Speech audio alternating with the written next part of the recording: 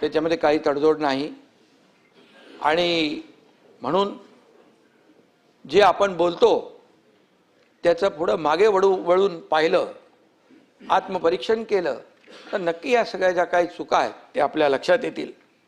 सभापती महोदय, मिसिंग लिंकवर देखील खूप चर्चा या ठिकाणी झाली. अनेकांनी प्रश्न उपस्थित केले. काही लोक म्हणाले मिसिंग लिंक अख्खा कोसळला. काही लोक म्हणाले याच्यात एवढे पैसे खाल्ले. मी सांगतो, मिसिंग लिंक हा इंजिनिअरिंग मार्वल आहे. आज आपल्या सगळ्यांना अभिमान असला पाहिजे. ठीक आहे, ती दरड आली वरून आणि त्यांनी ती कमान जी आर्च आहे, ती आर्च जी आहे ती खाली आली. टनेलला, मिसिंग लिंकला एकाही पैशाचा धोका झाला नाही. ताबडतोब साफसफाई झाली. मी अनिल गायकवाड यांच्या संपर्कात होतो, वसईकरच्या संपर्कात होतो आणि वाहतूक सुरूही झाली. त्यामुळे काही लोकांनी जे काही एवढं आकाश तांडव एक केलं की मिसिंग लिंक बघा, एवढा मोठा मिसिंग लिंक, सगळ्या जाहिरातबाजी झाली, क्रेडिट घेतलं मुख्यमंत्र्यांनी, एकनाथ शिंदेनी आणि पडला. अरे मिसिंग लिंक पडला का त्याची कमान पडली, किमान याची तरी तपासणी करून माहिती घेऊन तर बोलायला पाहिजे होतं. मिसिंग लिंक एवढा विक्रमी पाऊस होऊन देखील मिसिंग लिंकला परब साहेब कशाचाही धोका नाही. आणि जगातला सगळ्यात रुंद असलेला हा टनेल आहे. तो लोणावळा लेकच्या खाली 1000 मीटर खालून जातोय. आणि जो वायाडक्ट आहे हा देशातला सगळ्यात उंच वायाडक्ट आहे. तिथे बघा खोल दरी किती आहे, काय चॅलेंजेस होते. तिथल्या ज्या अधिकाऱ्यांनी हे बनवलेलं आहे त्यांना अभिनंदन केलं पाहिजे. त्यांचं चॅलेंजिंग जॉब होता. कितीतरी लोक काम सोडून गेले. हवा एवढी तेज हवा यायची, त्या हवेच्या झोकामध्ये काम करता येत नव्हतं. हां ठीक आहे, तो जो काही दगड आला, पाण्याचा एवढा प्रवाह होता आणि तो येईल इकडे असं कोणी म्हणजे मिसिंग लिंक तर काय, मिसिंग लिंकला काही झालेलं नाही आहे. मिसिंग लिंक आता गाडी तुम्ही पाटील साहेब तिकडून गेला असाल ना, आता चालू झालाय तो, आता जाणार तुम्ही तिकडून, त्यामुळे तो चालू आहे. आणि म्हणून ज्यांनी याच्यात काम केलं त्यांचं अभिनंदन केलं पाहिजे. या मिलिंद नार्वेकरला त्यांचंही अभिनंदन करतो मी. खरं बोलायची हिंमत दाखवली त्यांनी मिसिंग लिंकच्या बद्दल.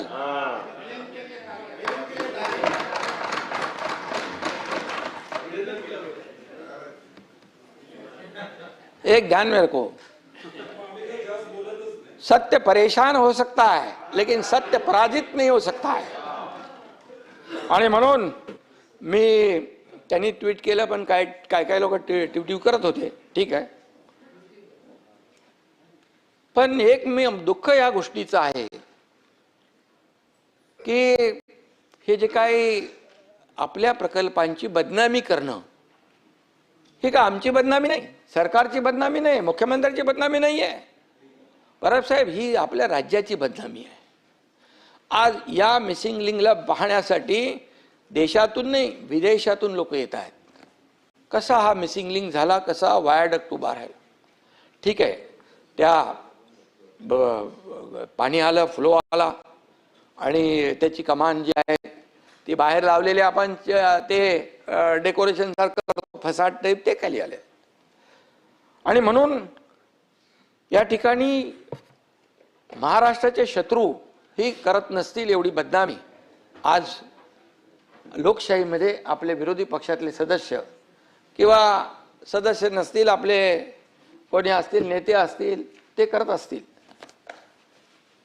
पण खऱ्या अर्थाने जे लोक महाराष्ट्राच्या प्रकल्पांची बदनामी करतायत त्यांना आपण काय म्हणणार. काही लोकांनी तर म्हणाले देशाचे शत्रू आहेत. मोदीजींच्या बद्दल जाऊन बाहेर प्रदेशामध्ये देशाची बदनामी करतात, आपल्या प्रधानमंत्र्यांची बदनामी करतात. आता इथं महाराष्ट्रामध्ये, राज्यामध्ये राहून महाराष्ट्राची बदनामी करणारे कोण? महाराष्ट्रद्रोही म्हणायचं आम्ही त्यांना? हे महाराष्ट्रद्रोह होऊ शकतो. आणि म्हणून हे राज्याचे दुश्मन जे आहेत त्यांना माझं सांगणं आहे, तुम्हाला नाही, त्यांना माझं सांगणं आहे, कुठलाही प्रकल्प आपला जर झाला बदनाम तर ती महाराष्ट्राची बदनामी होते, कुठल्या पदाधिकाऱ्याची, मुख्यमंत्र्याची नाही ना मंत्र्याची नाही. त्यामुळे शेवटी आपल्याला हे देखील तारतम्य बाळगलं पाहिजे. परवा वायनाडमध्ये दुर्घटना घडली, दरड कोसळून 6 जणांचा दुर्दैवी मृत्यू झाला. त्याचं दुःख आम्हालाही आहे. बिलकुल कुणाचा मृत्यू होणं हे त्याच्या परिवाराला जे चटका बसतो, वेदना होतात, ते आपल्याला देखील संवेदनशील लोकांना व्हायलाच पाहिजे. पण त्याचं राजकारण करायचं का? दरड कोसळली, तिथला खासदार, पुढे राज्य सरकार त्याच्यावर कारवाई करा, त्याची बदनामी करा, असं आम्ही केलं नाही कुठं. सभापती महोदय, सतेज पाटील साहेबांनी मिसिंग लिंकसाठी 50% खर्च वाढ झाली असं आपण म्हणालात. डॉक्युमेंट ऑनलाईन आहेत की नाहीत हे आपण प्रश्न उपस्थित केलात.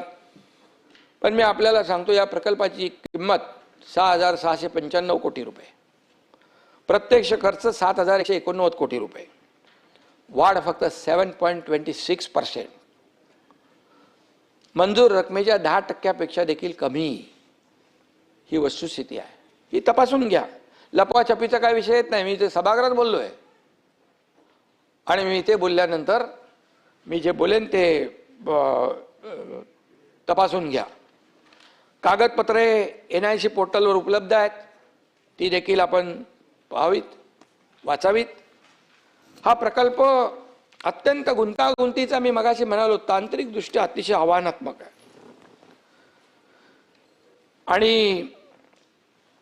आणि म्हणूनच मिसिंग लिंकची खरी परिस्थिती आपण पाहिली तर मला वाटतं, थोडी माहिती घेतलीत तर आपल्याला याच्यातलं चॅलेंज काय, आव्हान काय हे आपल्याला कळेल.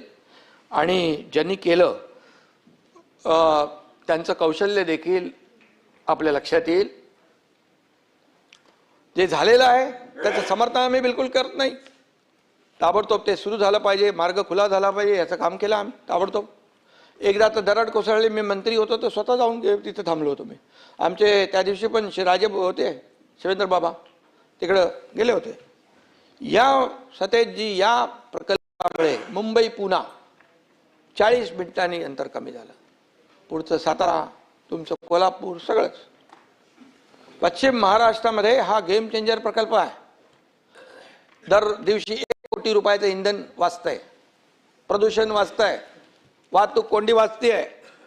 आणि म्हणून हा प्रकल्प जो आहे हा गेम चेंजर प्रकल्प आहे असं मी या ठिकाणी सांगू इच्छितो. सभापती महोदय, हा रस्ता जो आहे मुंबई पुण्याचा, जेव्हा मुंबई पुणे हा द्रुतगती मार्ग झाला, गडकरी साहेबांनी केला त्यावेळेस, बाळासाहेबांच्या संकल्पनेतून, त्यावेळेस देशातला हा ॲक्सेस कंट्रोल पहिला रस्ता होता. आणि मुंबई पुणे हा लोक रोज करू लागले, IT